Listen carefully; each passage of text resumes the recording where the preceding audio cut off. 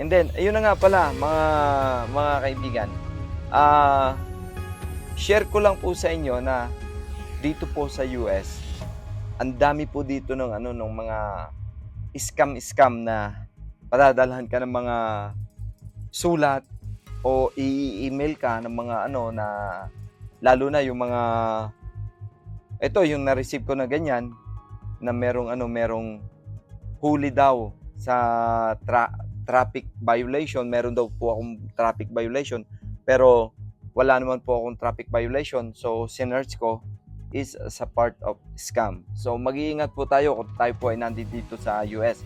Ang dami pong dumarating na kagaya ng mga mail, yung mga mail, ang dami pong mga nagsusulisit ng pera at ang dami pong mga nagte-text ng message, trabaho, lahat kung ano-ano po. Ang dami po talaga dito na ano na yung sa tingin ko scam yun. Dahil lang wala naman akong naiisip na nagkaroon ako ng violation tungkol sa traffic. And then wala rin naman akong ina-apply ang mga trabaho na para mag-send sa akin ng message at para mag-apply sa kanila. Wala po eh. So, base po sa news dito, napakadami ditong robocalls. Tapos, magsasend ng mail sa inyo na solicitation mail. Huwag po kayong maniniwala sa ganyan. Napakarami pong scam dito.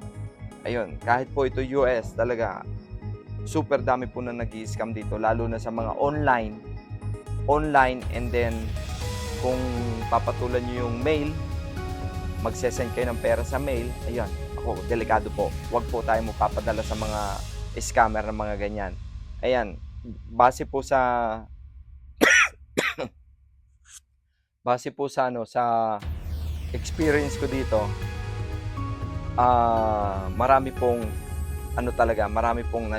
ini-scam po tayo. Hindi naman talaga totally scam kung magpapa-scam kayo na gano'n na papatulan nyo yung mga sinasabi nila sa sulat, sa mail, kung magki-create kayo ng account at wag na wag po ninyong ibibigay ang inyong social security kasi napakadelikado po niyan. Napakadelikado niyan, yung ano na yan. Etong mga ipapakita ko sa inyong ito yung mga nangyayari dito sa US. Ang dami-daming mga darating sa email ninyo na kapag pinatus ninyo, akala nyo magkakaroon kayo ng pera pero ang totoo niyan, i-scamin lang kayo.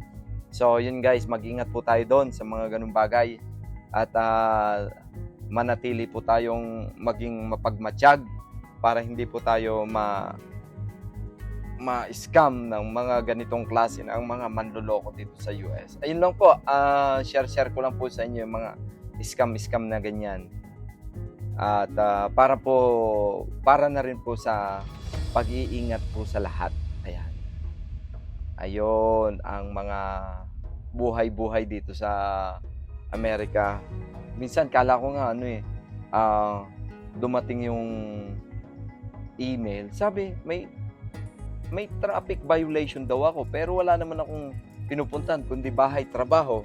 And then ang sabi doon sa traffic violation, kailangan ko daw bayaran agad yung penalty. Kung hindi daw, meron daw additional penalty na dapat kong bayaran.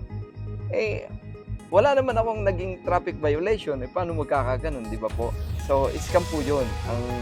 Yun. Yung mga dumarating na gano'n na mail sa atin. Scam yan.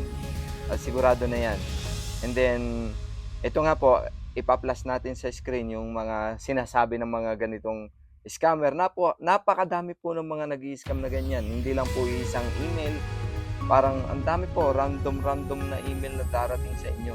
Kala nyo, scam ang kala natin, totoo talaga. Pero sa totoo lang po is, scam po talaga yung mga ganyang bagay. So guys, ayun na lang. Hanggang dito. Sana po ay may natutunan po tayo ngayon na huwag po tayo magpapadala sa kung ano-ano mang mga dumarating sa atin hanggat hindi natin napoprove na legit po yung email na yan. So, ingat-ingat po tayo dito sa US. Ayun, kung saan mo kung saan man po kayo nanonood ngayong mga oras na ito, pinabati ko po kayo ng